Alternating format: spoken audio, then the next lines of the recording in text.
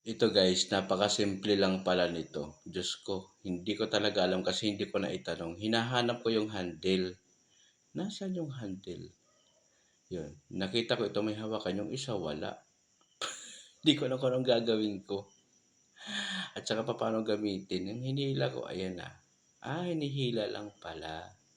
Yun, ganun. Depende ko anong klaseng paghila sa kabila naman. So, ang gusto ko talaga, yung isa. Yung isa talaga, hinahanap ko, walang handle. Nagtanong na ako, nasaan yung handle dito?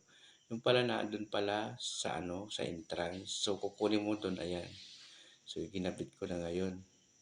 Ngayon, nung masubukan ko na, sabi ko madali lang, pero bakit ang bigat? Ang tigas. Yun pala, nasa 50 pala.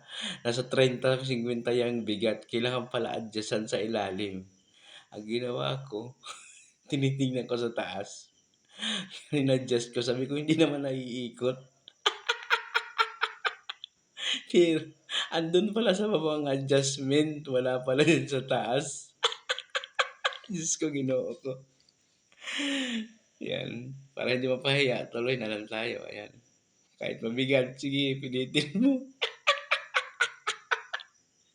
Natatawa talaga ako sa sarili ko. Yan talaga ang mahirap pag wala ka talagang alam.